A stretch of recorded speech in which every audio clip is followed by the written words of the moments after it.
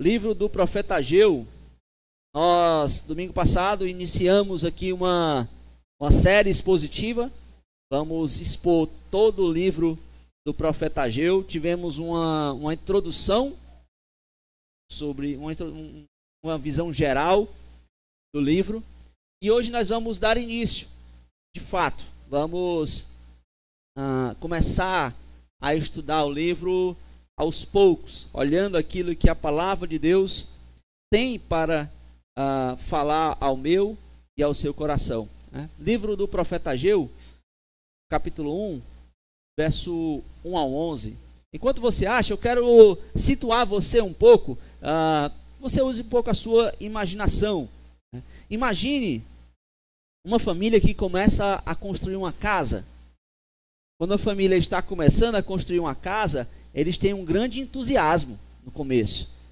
Olha, é uma casa nova, e eles lançam lá os fundamentos da casa, eles começam a construir as paredes laterais, e eles começam então a ter esse grande entusiasmo. Nós estamos construindo uma casa nova. Mas logo vêm os imprevistos. Começam a vir aí os problemas financeiros, o dinheiro começa a apertar, começa a vir o cansaço, essa obra que não termina, Começa a vir novas prioridades, e pouco a pouco essa obra vai perdendo a força. Vai-se então perdendo ali o entusiasmo. E aquilo que antes era um grande entusiasmo, era algo que você depositava muita força, agora aquela família já não estava mais tão entusiasmada assim. Aquela família já estava enxergando aquela obra, aquela construção como um problema. E então, quando isso acontece, as plantas que eles antes plantaram apodrecem porque não há quem regue. E a estrutura que ficou inacabada se torna aí um lembrete silencioso de uma missão interrompida.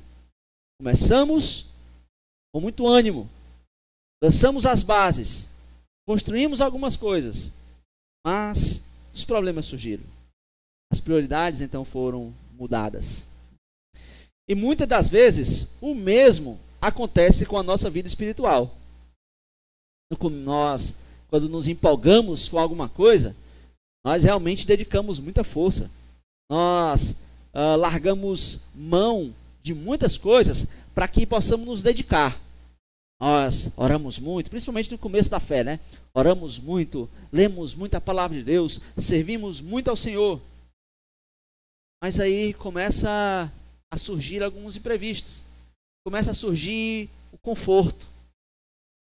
Começa a surgir alguns medos. Começa a surgir algumas prioridades. E logo a nossa vida espiritual também está paralisada. E o povo de Israel, aqui em Ageu capítulo 1, que nós vamos ler, fez exatamente isso. Eles começaram a reconstruir o templo, lançaram os fundamentos, começaram a construir as paredes, mas logo eles tiveram outras missões mais importantes para eles.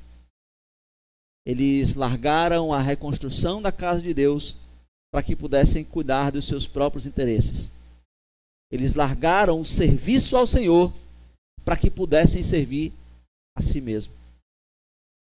E é por isso que Ageu capítulo 1, verso 1 ao 11, é uma palavra onde há um chamado urgente. É tempo de reconstruir. Essa é a grande mensagem direta do profeta, de Deus, através do profeta, para aquele povo. E esse é o tema da nossa pregação de hoje. É tempo de reconstruir. E se você achou, vamos nos pôr de pé para que possamos fazer a leitura desses 11 versículos iniciais.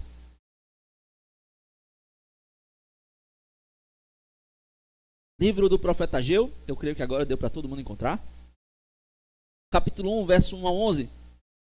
No segundo ano do rei Dário, no 6º mês, no 1º dia do mês, veio a palavra do Senhor por intermédio do profeta Ageu a Zorobabel, filho de Sealtiel, governador de Judá, e a Josué, filho de Josadaque, o sumo sacerdote, dizendo: assim fala o Senhor dos exércitos, dizendo: este povo diz, não veio ainda o tempo em que a casa do Senhor deve ser edificada.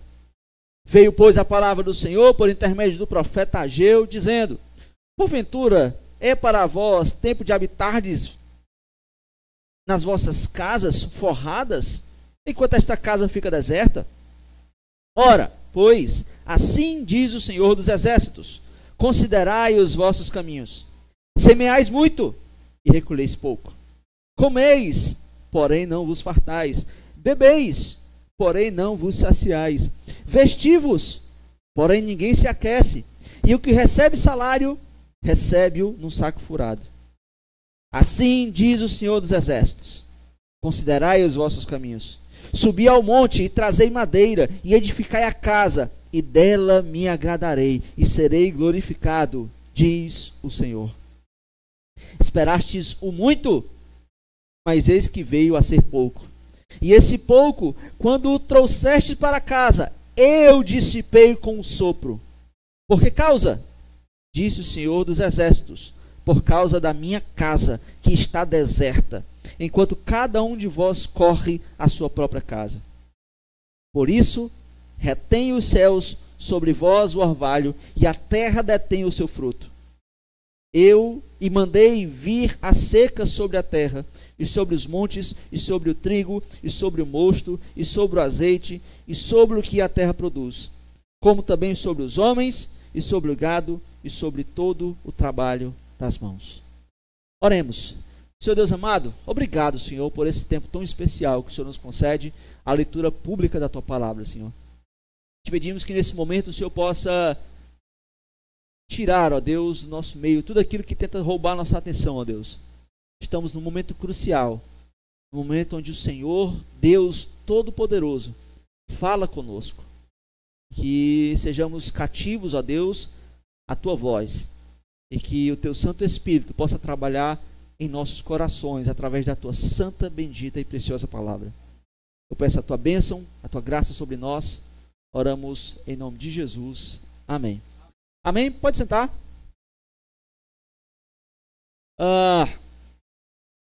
Nesses 11 versículos, Deus vai confrontar o povo de Israel para que eles tirassem os olhos de si mesmos e priorizassem a glória de Deus acima dos seus interesses pessoais. Essa é a mensagem desses 11 versículos. E Deus, então, vai desafiar esse povo, vai desafiar as pessoas para que eles abandonem qualquer tipo de comodismo, qualquer tipo de relaxamento. Deus vai desafiar o seu povo para que eles coloquem a mão na massa, para que eles se engajem na missão a qual Deus confiou ao seu povo. E ele então passa essa mensagem, faz essa confrontação, utilizando, como eu disse, esses 11 versículos. No versículo 1, a palavra do Senhor vem a um povo que está paralisado. O versículo 1, ele vai situar a mensagem no tempo. É um dos poucos profetas que situa muito bem a época da mensagem. Nós estamos aí por volta mais ou menos do ano 520 antes de Cristo. O templo, eles retornaram da Babilônia para Israel em 536. Então já havia aí 16 anos que o templo estava inacabado, que eles não estavam mais se dedicando na reconstrução do templo. 16 anos a obra estava parada. E então Deus levanta Ageu para falar com Zorobabel, que era o governador, o líder civil, e também com Josué, que era o sumo sacerdote, no caso aqui a liderança espiritual. Então, ele vai ainda no versículo 1 levantar isso, colocar, olha, o mensageiro, Ageu, falando aos destinatários, à liderança do seu povo. E o que é que ele fala? Qual é a mensagem que ele vai transmitir para essa liderança e, consecutivamente, para todo o povo? No verso 2, nós temos a mensagem, a desculpa do povo. Ainda não há tempo. Essa era a desculpa. E essa era a mensagem que Deus estava, então, confrontando. E ele vai justamente nos dizer no versículo 2, primeiro ele começa dizendo quem é o autor da mensagem. Assim fala o Senhor dos Exércitos. É o Senhor Deus Todo-Poderoso que está falando. E ele faz um diagnóstico no versículo 2. Este povo diz: não veio ainda o tempo em que a casa do Senhor deve ser edificada. O povo estava justificando, dizendo: ainda não chegou o tempo. Quando chegar no tempo, a obra será acabada. Mas, na verdade, não era falta de tempo, não era falta de oportunidade, e sim era falta de prioridade. E é por isso que Deus, aqui no verso 2, ele vai entrar em xeque. Ele vai confrontar essa desculpa, essa justificativa, dizendo: olha, vocês estão usando essa justificativa, vocês estão utilizando a falta de tempo como justificativa para que vocês não me obedeçam. Não é falta de tempo, não é falta de oportunidade. Sabe o que é? É falta de prioridade. E Deus então confronta, Deus coloca em xeque. E é então que nos versos 3 e 4, Deus vai expor que a incoerência deles. Eles priorizam suas casas e desprezam a casa de Deus. O que Deus vai expor, ele vai dizer: olha, enquanto o templo está em ruínas, o povo vive em casas forradas. Casas forradas aqui, no contexto dessa época, eram casas confortáveis, eram casas decoradas. Olha, o povo está dedicando tempo para decorar as suas casas, para tornar as suas casas confortáveis. Eles destinam recursos para que suas casas estejam perfeitas. Eles destinam tempo, eles destinam essas coisas e deixam de lado a casa de Deus, o local onde Deus habita, a presença de Deus no meio do seu povo. Vocês estão se preocupando com suas casas, com suas presenças, com suas moradias, e vocês estão se esquecendo da presença de Deus no meio do povo. A mensagem de Deus, a confrontação, é que você não deve deixar a glória de Deus em segundo plano. Essa é a grande confrontação que Deus estava fazendo com o seu povo, que Deus faz com todos os cristãos e que Deus faz com você e comigo. A sua agenda, o seu orçamento, a sua energia, todas essas coisas revelam quem é prioridade na sua vida. Eles estavam preocupados com suas casas. Recursos, as suas casas. Tempo, as suas casas. E Deus estava dizendo: olha, vocês estão me deixando em segundo lugar. Vocês estão usando as bênçãos que eu dou para que vocês utilizem não para a minha glória, mas para a glória de si mesmo. E aí, quando eu estava estudando esse texto, a primeira coisa que veio na minha cabeça: quantas vezes a gente diz, agora não dá para me envolver? Quantas vezes nós não dizemos isso? Quantas vezes você já não disse isso? Agora eu não posso. Agora eu não consigo. Agora eu estou sem tempo. Quando eu tiver mais tempo, eu sirvo. Quando eu tiver um pouquinho mais de dinheiro, eu faço. Agora eu preciso resolver o meu assunto primeiro. E a gente acaba aqui colocando várias desculpas. E muitas das vezes nós nos sentimos tranquilos. Nós acabamos que a nossa consciência fica realmente em paz com essas desculpas. Mas pastor, eu não tenho tempo. Mas pastor, eu tenho que priorizar outras coisas. Mas pastor, eu trabalho. Mas pastor, eu tenho outras coisas. Mas o que Deus está fazendo, assim como fez com o povo de Israel no ano 520, Ele está fazendo conosco hoje em dia, é que Ele está quebrando todas as suas desculpas. Não existe desculpa para que você não priorize Deus. Pode pensar em qualquer uma delas. Não existe desculpa. É isso que Deus está colocando para o seu povo. A glória do Senhor tem que vir em primeiro lugar. A glória do Senhor tem que ser prioridade em nossas vidas. E Deus está quebrando nossas desculpas, não é para nos condenar. Não é para lançar o dedo na nossa cara. Não, Deus está quebrando nossas desculpas para que você possa olhar e de fato ser restaurado. Para que suas desculpas sejam negligenciadas e você possa perceber que você precisa de restauração. Você precisa reconstruir. Por isso, se você negligencia qualquer tipo de culto público, se você evita o serviço cristão, servir ao Senhor, ou se você se acomoda espiritualmente, não, já vou no culto no domingo à noite, já está bom.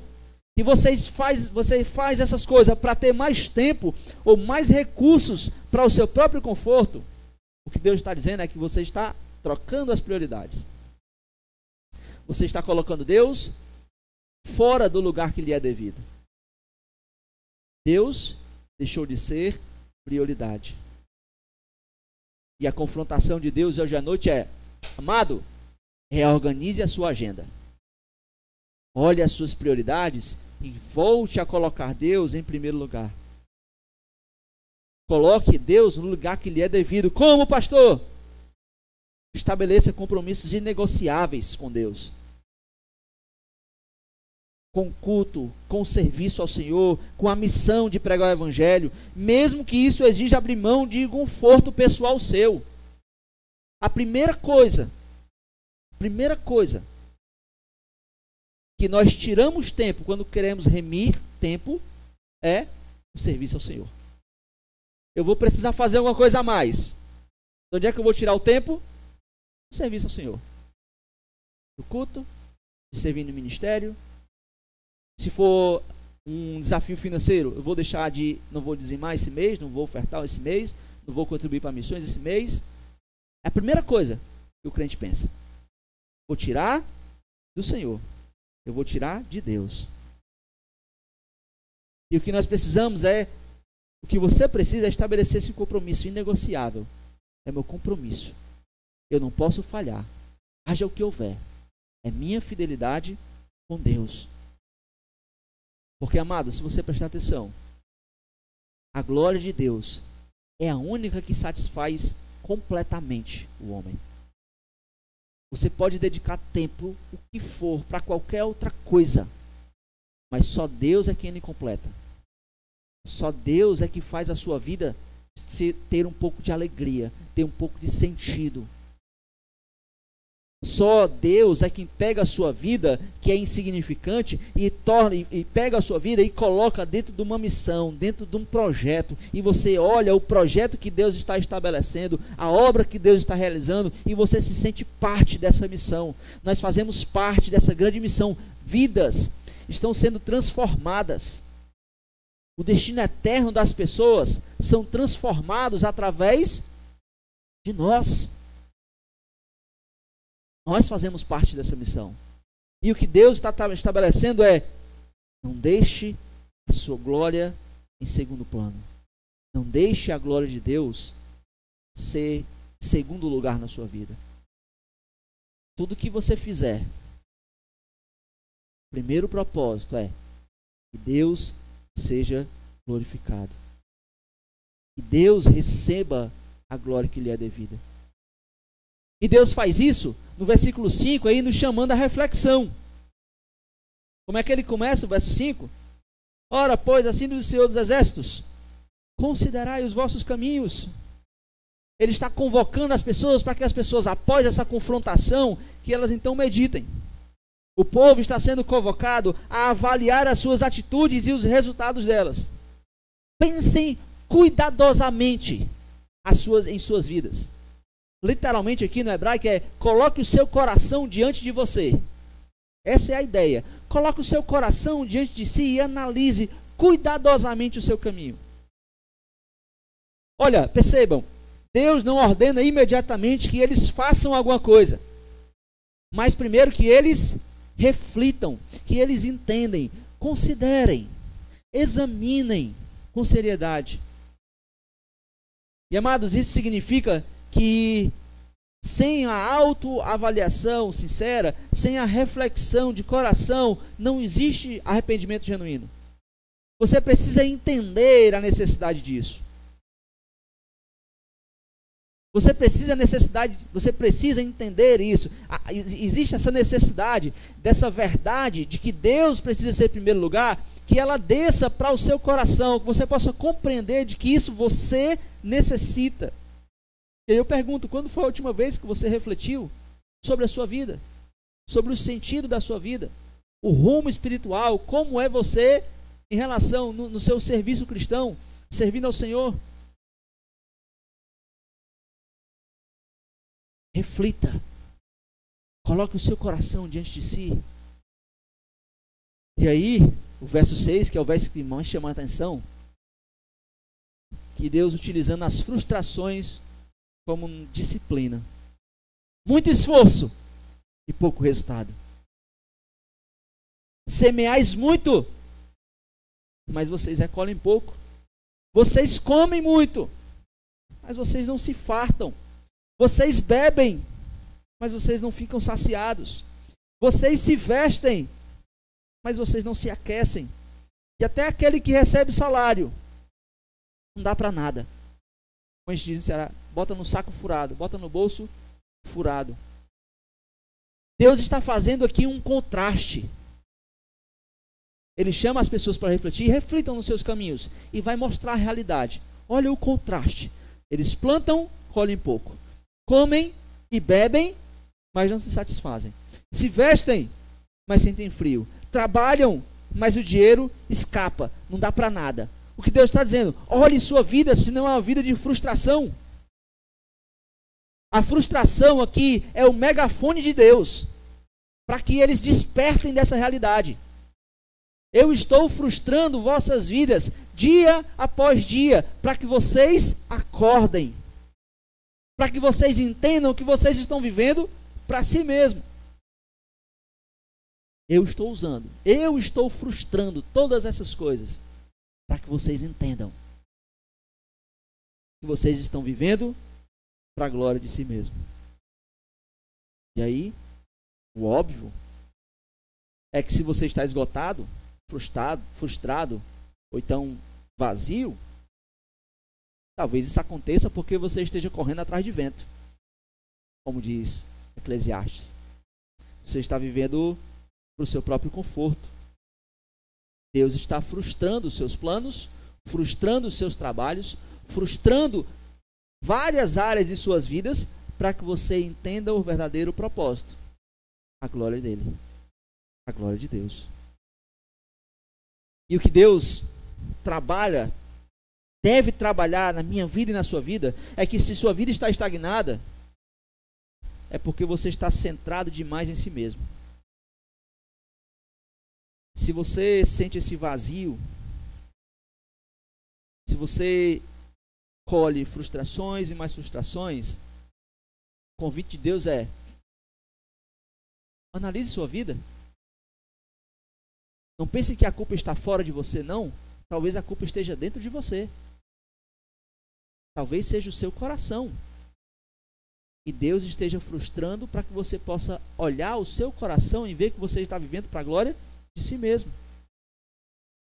Enfrente essa estagnação espiritual com humildade. Ah, não, é que os outros... Não, com humildade. Sou eu? Eu estou sendo o vilão da minha própria vida? Eu sou o meu maior inimigo? São as minhas prioridades erradas? Porque o que Deus está dizendo aqui para o povo é que uma vida com frustrações contínuas é o resultado de uma vida vivida para si mesmo. Eles semeiam muito, eles trabalham muito. Eu não tenho tempo para reconstruir nada, porque eu estou trabalhando. Eu estou plantando. E se eu planto muito, o que é que eu tenho que colher? Muito. Mas Deus vai e frustra. Não vai colher muito. Porque você não está vivendo para a glória de Deus. Eu vou beber muito, para que eu possa ter minha sede saciada completamente. Eu não tenho tempo, porque eu tenho que preparar as coisas para que eu possa beber muito. E Deus vai, frustra de novo, porque você não está vivendo para a glória dele. Tudo que as pessoas estavam fazendo, visando a si mesmo, e com isso, negando a glória de Deus, deixando a obra de Deus de lado, Deus estava frustrando todos eles, porque eles estavam sendo negligentes. Esse é um chamado para que você se submeta ao chamado de Deus, para reorganizar as suas prioridades. Porque o que nós mais temos hoje, no meio do povo de Deus, dentro da igreja, pessoas sem tempos, pessoas com vidas improdutivas, pessoas com vidas vazias, pessoas com vidas marcadas por frustrações. O que nós mais temos dentro da igreja são pessoas desse tipo. E o que é que a palavra do Senhor está tratando? Amado, analise sua vida. Olhe por que você está estagnado. Não é macumba, não é olho gordo, não é o seu vizinho que tem inveja, não é família, não é ninguém. Sabe o que é? Sua prioridade errada. E Deus não está denunciando aqui a sua estagnação para condenar. Não pense que Deus é um carrasco. É porque eu gosto de frustrar os planos. Não, nosso Deus não é um Deus mau. É um Deus bondoso. Ele está denunciando a sua estagnação. Ele está frustrando todo o seu trabalho para que você possa se despertar. Para que você possa entender. E para que você possa ser então restaurado. Ô Senhor, verdade. Eu preciso reorganizar. Eu preciso considerar os meus caminhos. Eu preciso olhar para a minha vida e ver o que é que eu preciso fazer para que Deus esteja em primeiro lugar e não mais eu mesmo. E a ordem clara de Deus, ele dá no verso 7 e 8. Verso 7 e verso 8 ele dá uma ordem clara após essa reflexão, essa análise. Suba o monte e reconstrua. Deus repete, né? Verso 7, Deus repete: considerai os vossos caminhos, mas agora ele acrescenta a ordem: subi ao monte e trazei madeira e edificai a casa. Perceba, Deus não para na reflexão. Faça uma autoanálise, faça um autoexame, veja qual é a sua situação diante de Deus. Aí a pessoa, preciso mudar. Verdade, preciso crescer um pouco mais. Aí Deus, olha, não para aí não, suba o monte, traga madeira, construa minha casa. Não pare na reflexão. A reflexão tem que lhe levar a alguma ação, a uma obediência na prática. É isso que Deus está orientando as pessoas. Após você perceberem que vocês estão priorizando as coisas erradas, vocês precisam agora obedecer na prática, colocar a glória de Deus em primeiro lugar. Reflita com seriedade sobre suas prioridades. O que Deus está falando ao povo, o que Deus está falando ao nosso coração, ao seu e ao meu coração, é que é hora de nós obedecermos ao Senhor. Existem áreas na sua vida que você precisa reconstruir. Existem áreas na sua vida que você precisa organizar, que você acha que você está organizando, que você acha que você está construindo. Mas o que Deus está dizendo é que elas estão sendo empecilhos. Essas áreas estão estagnando a sua vida. Não priorizar a Deus está fazendo com que a sua vida esteja parada, esteja frustrada. E Deus convoca o seu povo para essa reconstrução. Deus entende. Eu não estou fazendo meu devocional porque eu preciso dormir um pouco mais. Eu trabalho muito. Eu não tenho minha vida em oração com Deus porque Eu chego cansado do trabalho. Eu trabalho, estudo e faço muitas coisas. Então, Deus, o Senhor entende. Ou como eu queria servir ao Senhor na igreja. Eu queria tanto servir no ministério, no evangelismo, tocando, evangelizando. Eu queria tanto servir. Mas eu não posso. Estou trabalhando demais. Ô Senhor, como eu queria ofertar e dizimar. Como eu quero contribuir com missões. Mas agora, eu não posso. O irmão me magoou. Agora eu não vou perdoá-lo não. Porque eu preciso trabalhar o meu coração primeiro. Ainda não é hora. E nós colocamos empecilhos e mais empecilhos. E a mensagem clara de Deus é: meu irmão, meu querido irmão, repense as suas prioridades. Não é falta de oportunidade, é falta de disposição. E Deus promete que quando você obedecer, Ele vai se agradar disso. Ele diz: suba o monte, tragam a madeira, reconstruam a casa, que eu vou me agradar dessa obra. Me obedeçam. Na sua agenda, priorize Deus. Nas suas finanças, priorize Deus. No seu dia, priorize Deus. E a mensagem de Deus é: se você fizer isso, eu vou me agradar dessa obra. E você pode ir definindo hoje mesmo. Você pode definir hoje mesmo quais mudanças práticas que você pode fazer para colocar Deus no centro. Eu queria tanto servir em um ministério. Sabe o que eu vou fazer? Eu vou servir. Eu queria tanto contribuir. Sabe o que eu vou fazer? Eu vou contribuir. Eu vou reorganizar o meu dia para que eu tenha mais tempo com minha família. Eu vou reorganizar o meu dia. Eu vou tirar tempo de outras coisas para que eu pastoreie minha casa. Para que eu ore com minha esposa e meus filhos. Para que eu tenha um tempo lendo a palavra de Deus. Você pode fazer isso hoje mesmo. Reorganizar as suas vidas. Para que vocês possam, na prática, demonstrar que vocês estão obedecendo a Deus. Que você quer obedecer ao Senhor. E aí, poeticamente, aqui nesses versículos, de forma bem bela, essa poesia tem uma grande estrutura poética. O profeta vai retomar um assunto e ele vai fazer uma explicação divina. Vocês esperavam muito e escolheram pouco. No verso 9, olha o que ele diz: esperaste muito, mas eis que veio a ser pouco. E esse pouco que vocês trouxeram para dentro de casa, eu dissipei com o sopro. O pouco que vocês tinham, vocês esperavam muito, conseguiu pouco, e esse pouco eu dissipei. E Deus revela: Ele mesmo soprou o que eles traziam para casa. Não era uma circunstância. Ah não, aconteceu isso na minha vida, foi o acaso. Não, não era acaso. E não era nem o diabo aqui. Eles não podiam nem dizer: é o diabo, é o inimigo furioso com a minha vida. Nem isso, não. O próprio Deus estava dizendo: eu dissipei. Eu destruí essas coisas.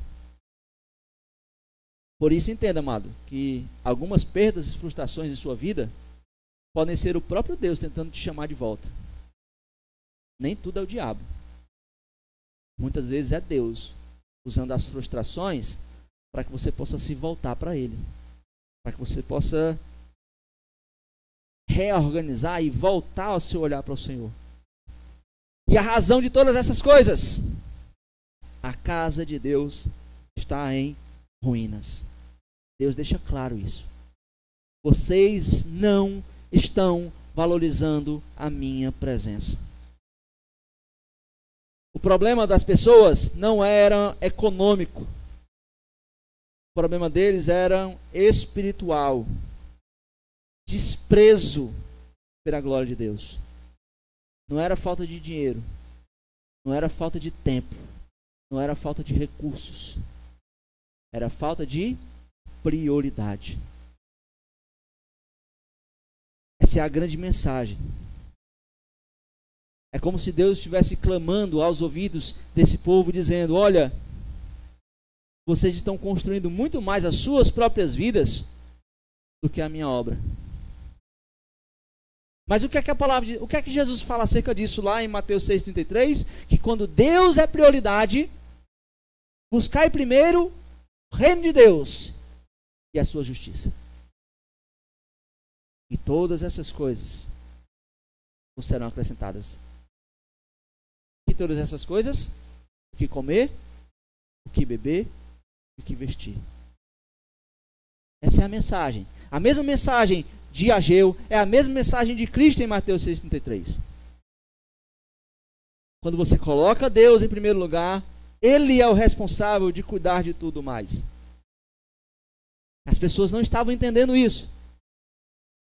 E o que é que Deus mostra nos versos 10 e 11? A intervenção de Deus. Seca e escassez como juízo. Deus não apenas permitiu, mas o próprio Deus convocou a seca sobre a terra. Sobre os cereais, o vinho, o azeite, tudo. Foi o próprio Deus quem trouxe. Não é, não, Deus permitiu. Não, Deus não permitiu. Deus fez com que isso acontecesse. Deus trouxe o mal para essas pessoas.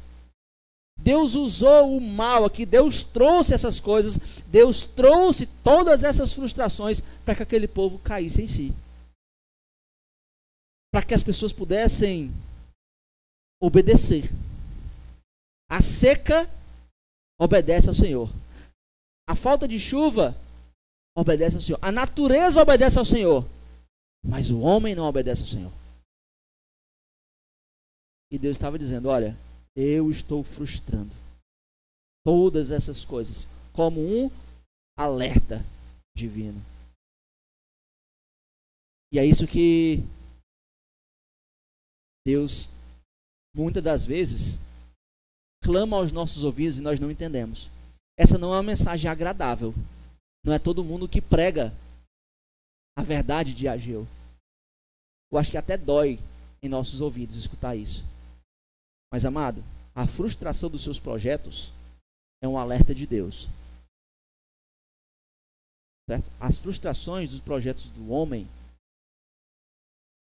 é um alerta de Deus, dizendo: alguma coisa na sua vida está errada.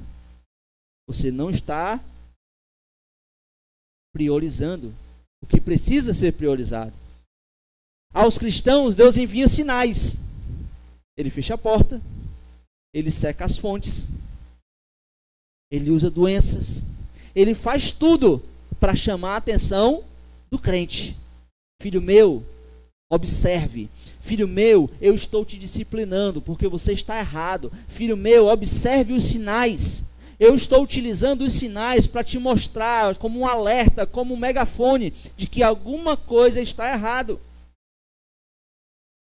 E o que muitas das vezes nós fazemos é essas frustrações, essas dificuldades, nós dizemos: não, é o inimigo querendo me parar. Deus não quer que seja assim, é o inimigo tentando me parar. Mas aqui está um povo em que o próprio Deus estava fazendo isso, utilizando todas essas coisas para que você redirecione sua vida. E meu irmão, diante da disciplina de Deus, não endureça o seu coração. Não endureça o seu coração diante da disciplina divina. Aceite como um convite à restauração. Deus está fazendo isso comigo. Como Jó. As coisas ruins chegando na casa de Jó, ele dizendo: Deus está fazendo alguma coisa. Eu não sei. Deus está fazendo. Deus está trabalhando. E muitas das vezes isso é o que falta em nós. Muitas vezes nós lutamos, nós nos esforçamos, nos dedicamos e os resultados não vêm. E os resultados não são satisfatórios. Estudo e nada acontece. Trabalho e nada acontece. Junto dinheiro, junto e nada acontece. Nessas horas a gente precisa acender o alerta. Opa, o que Deus está querendo trabalhar na minha vida? O que é que Deus está trabalhando no meu coração? E quando você perceber a mão disciplinadora de Deus, não fuja. Não tente fugir de Deus. Se arrependa logo. Senhor, me perdoa. Me perdoa. Eu vou me voltar para o Senhor. Eu vou reorientar a minha vida e eu quero ser um instrumento. Senhor, me perdoa. Eu vou viver para a tua glória. E essa mensagem em Ageu, esse chamado a reconstruir, como eu disse, ele faz isso em uma poesia. A poesia aqui em Ageu, esses 11 versículos, do versículo 1 ao 11. E ele faz um paralelismo, ele faz um contraste. A poesia hebraica ela é muito feita por paralelismo. Geralmente contrastes, é muito comum isso. Né? Por exemplo, nos versos 5 e 7, Deus chama o povo a reconsiderar os caminhos deles. Considerai os vossos caminhos. Ele convida o povo à reflexão nos versos 5 e 7. E nos versos 6 e do 9 ao 11, Deus vai falar das consequências. Vocês trabalham muito e colhem pouco. Ele faz esse paralelo de forma poética para enfatizar essa mensagem. Ele chama o povo à reflexão. Ele expõe o resultado da desobediência do povo, e ele repete o chamado de novo, e ele explica o porquê dessas frustrações. E assim nós temos essa poesia, nós temos um chamado, a reflexão e o exame no verso 5, a consequência, a frustração e a disciplina no verso 6, o chamado repetido, a reflexão intensificada no verso 7, e a consequência agravada, seca e escassez, do verso 9 ao verso 11. Ele mostra isso de forma bem enfática, chamando as pessoas a analisarem as ações e as reações. O que você tem feito e o que você tem colhido do que você tem feito. Olhe sua vida. Analise se é assim. E depois, consecutivamente a isso, ele faz o outro paralelo entre o descuido humano e a ação divina. O povo deixa de construir, Deus age para frustrar os esforços humanos. Os povos se ocupam em suas casas e Deus intervém na criação, seca, esterilidade, escassez. Aqui, essa grande poesia, Ageu quer enfatizar a mensagem de que a desordem espiritual do povo estava gerando uma desordem material no povo. Eles estavam desorganizados em suas prioridades, em sua vida com Deus. E em sua vida material, desordem, escassez, frustração. Amado, Ageu, capítulo 1, verso 1 a 11, ele tem muito a contribuir com nossas vidas, e ele tem muito a contribuir com uma mensagem que percorre desde Gênesis até Apocalipse. Isso não é exclusivo de Ageu. Porque em Ageu nós temos uma chamada insistente: considerem os seus caminhos. E essa repetição funciona como uma batida, ecoando aí no coração dos judeus. Mas ela não é só aqui em Ageu. Em toda a história da redenção, Deus sempre chamou o homem para reflexão. Quando Adão pecou lá no jardim, como é que Deus confrontou Adão?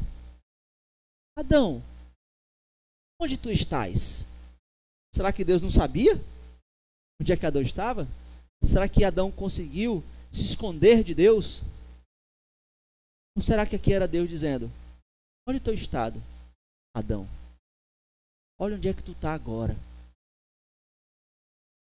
A gente caminhava lado a lado juntos, e agora tu se esconde de mim. Os profetas, quando eles chegavam para exortar o povo, a mensagem constante dos profetas era: voltem-se para Deus. Voltem-se para Deus. E assim é a mensagem de Jesus. Jesus também chama: arrependam-se, pois o reino dos céus está próximo. Toda a palavra de Deus nos convoca a uma reflexão. Onde é que você está? Olha o seu caminho, olha a sua situação. Nos chamando para que nós possamos, para que você continue considerando o seu caminho. Deus continua chamando isso. Olha a sua situação, meu irmão. Olha o seu estado. É isso que Deus quer para você? É assim que vive um filho de Deus? É assim que vive alguém que foi salvo pelo sangue de Cristo Jesus? É assim? Deus nos chama para que possamos ter esse momento de reflexão. Olhar o seu estado. Não deixar de viver como animal. Deixar de viver como um bicho que não pensa em si, que não raciocina, que não pensa em nada. Viver como um homem, como um ser criado à imagem e semelhança de Deus, que reflete, que pensa. É isso que nos diferencia dos animais. Capacidade de pensarmos. E Deus nos chama para isso. Reflita na sua vida. Olha o que você está fazendo com sua vida. Olha o caminho que você está trilhando. É o caminho que lhe leva para perto de Deus? Deus em Cristo está chamando hoje que você abandone caminho de autossuficiência, caminho que só serve para o bem de si mesmo, viver ao seu próprio prazer, e que você possa confiar no caminho que leva à vida, confiar em Deus. Ele prometeu: se você priorizar o reino de Deus, buscar em primeiro lugar o reino de Deus e a justiça dele, ele é o responsável pelas outras coisas. Ele se encarrega das outras coisas. Deus, através de sua palavra, nos convida à reflexão. Olhe sua vida. Também aqui em Ageu, e como também em toda a Bíblia, ele vai repercutir essa mensagem de causa e efeito. Ageu vai dizer que a frustração do povo não era um capricho de Deus, era uma disciplina. E isso ecoa um princípio bíblico, que Paulo vai dizer lá em Gálatas 6:7. O que o homem semear, isso também colherá. Aí o que é que as pessoas pensam? Se eu trabalhar muito, eu vou ter muito dinheiro. E aí Deus diz: não, não, não. Quando você viver para a glória de Deus, a sua vida encontrará sentido. E como isso aponta para Cristo? Como esse princípio de causa e efeito aponta para Cristo Jesus? Aponta em que Cristo entrou nesse padrão, não como merecedor, mas como substituto. Eu não fiz nada. Eu não gerei isso. Mas eu vou colher isso. Eu vou levar sobre mim isso. Aquele que não conheceu o pecado, o fez pecado por nós, para que nele fôssemos feitos justiça de Deus. Deus sofreu a injustiça sobre si, para que nós pudéssemos então ser justos diante de Deus. Ele se tornou injusto, ele se tornou indigno, ele se tornou separado de Deus, para que hoje você e eu pudéssemos então ser achados dignos. Deus nos chama para isso. Deus trabalha esse princípio bíblico em nossas vidas. Muitas das vezes, nossas faltas de prioridade, a sua falta de prioridade em Deus, você vai colher as mesmas coisas que o povo judeu aqui. E por isso, quando você enfrentar frustrações, você precisa discernir: será que Deus está trabalhando alguma coisa na minha vida? Será que eu tenho colocado Deus em primeiro lugar? Será que Cristo tem sido, de fato, o meu maior desejo? E, amados, o livro de Ageu também trabalha um assunto muito importante, que é acerca da urgência. Não basta você apenas refletir. Não basta você apenas entender e discernir essa questão de causa e efeito. Você precisa também entender a mensagem de urgência da ação. Não basta apenas perceber o erro, é necessário obedecer. Isaías 55:6, o profeta disse: busquem o Senhor enquanto se pode achá-lo. Se voltem para o Senhor enquanto Ele está de braços abertos. Se voltem para o Senhor enquanto Ele está querendo resgatar, buscar. Enquanto Ele está segurando a ira de Deus e com a outra mão estendida dizendo: se volte para mim, meu filho, viva a minha missão, trabalhe para o meu reino. Jesus diz isso em Marcos 1,17, Jesus vai dizer: segue-me, me siga os meus passos, tenha as minhas prioridades. Jesus é o maior convocador. E Ele não nos chama aqui para reconstruirmos prédio.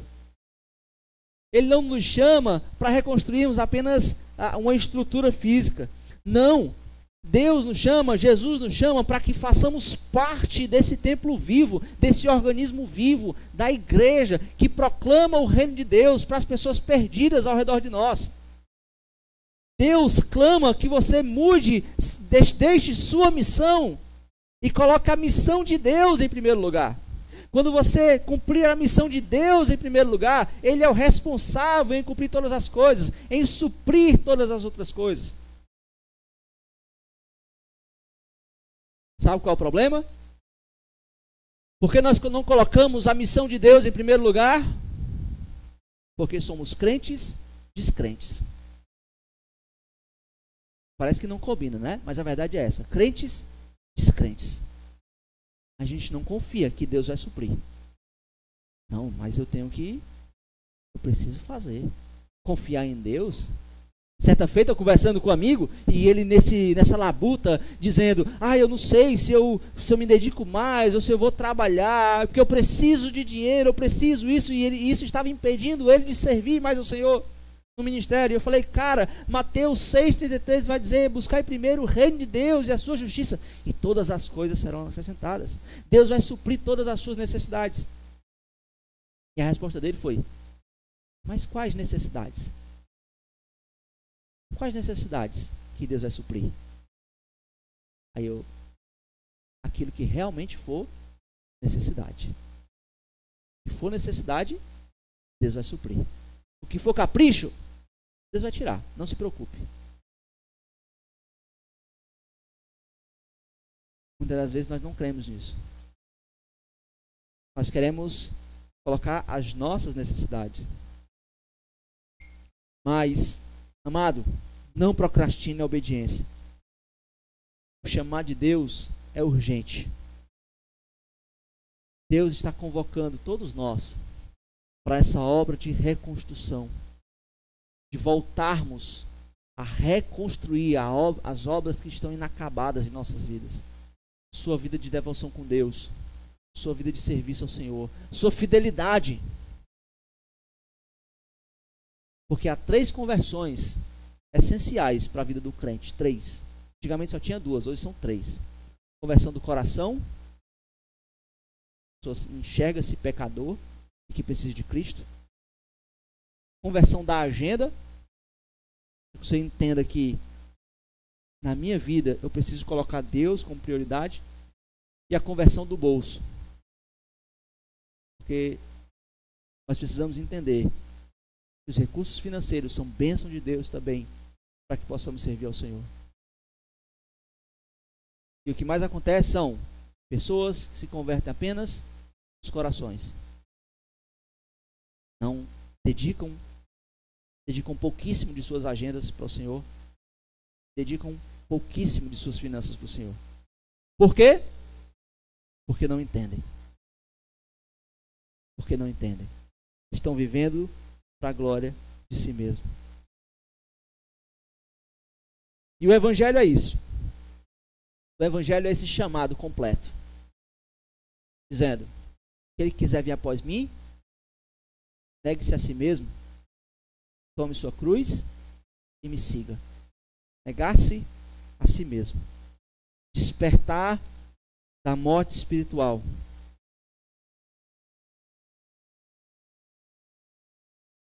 Revela, o evangelho também revela o juízo.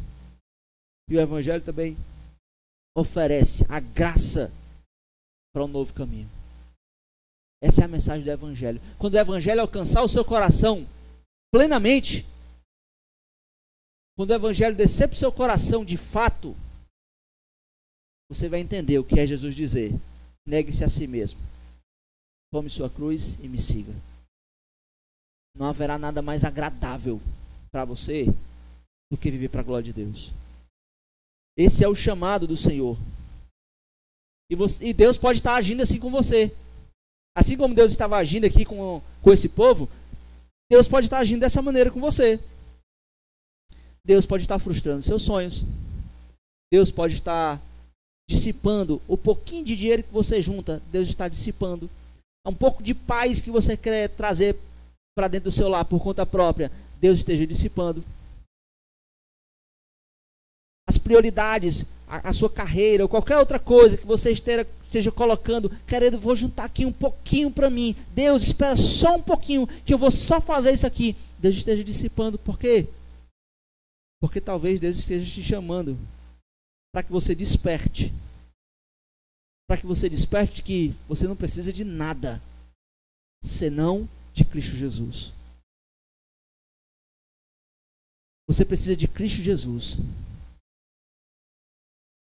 Você precisa entender: você não tinha nada, Deus lhe deu tudo.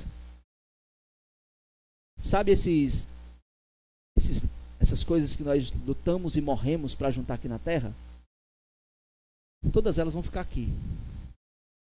Todas. Certa vez eu vi uma história, não sei se vocês sabem, o pastor gosta muito de história, do homem que juntava conchinhas. O homem trabalhou muito durante toda a sua vida para construir uma casa na beira da praia, para realizar o grande sonho dele: juntar as conchas mais diferentes. E ele construiu uma casa e foi morar com sua família na casa, e então dedicou a sua vida em colecionar conchinhas. Todos os dias ele saía pela manhã na beira da praia, entrava nos lugares mais difíceis para encontrar as mais belas conchinhas. E esse homem morreu, foi se encontrar com o Senhor. E aí Deus disse: o que é que você tem para mim? O que é que você fez? Você evangelizou? Não, pastor. Não, Deus, não evangelizei. Estava sem tempo. Você cuidou de sua família? Não, Senhor. Não cuidei de minha família. Você contribuiu para que missionários pregassem o evangelho? Para que a igreja fizesse o seu trabalho de evangelização? Não, não fiz, Senhor. O que é que você fez, então, na sua vida? Eu colecionei muitas conchinhas. Quer ver minhas conchinhas, Deus? Colecionei. São muitas, são diversas. E muitas vezes esses somos nós, né? Muitas vezes é você, querendo colecionar conchinha para mostrar para Deus. Olha, Deus, essa aqui é bonitinha. Essa aqui é colorida. Sendo que o Deus espera de nós é que possamos entender onde nós estávamos, caminhando para o inferno, condenados. E Deus maravilhosamente nos tira da situação de condenação, com amor e graça, nos dá a vida eterna. Ele diz: se engaje na minha missão, vá por todo mundo, pregue o evangelho a toda criatura, me obedeça. E nós, de maneira ingrata, dizemos: não, Senhor, eu vou juntar um pouco de conchinhas para compartilhar contigo. O evangelho, amados, é essa pedagogia final de Deus. Ele nos disciplina, nos exorta, para que a gente possa entender o que Ele espera de nós. E Ele está te despertando agora, esclarecendo sua necessidade e orientando você para que você se arrependa de viver colecionando conchinhas. E que você tenha fé. Não fuja mais, não adie. Não viva para a glória de si mesmo. Viva para a glória de Deus. Essa é a mensagem de Ageu 1, do 1 ao 11. É hora de reconstruir. Terminar a obra que um dia você começou. Não a sua própria obra. A obra de Deus. Deixa a palavra de Deus reorientar isso. Deixa a palavra de Deus reorientar as suas prioridades, reorientar a sua agenda, reorientar a sua vida e reorientar a sua missão. Amém? Senhor Deus amado, obrigado, Senhor. Obrigado porque a tua palavra é viva e eficaz. A tua palavra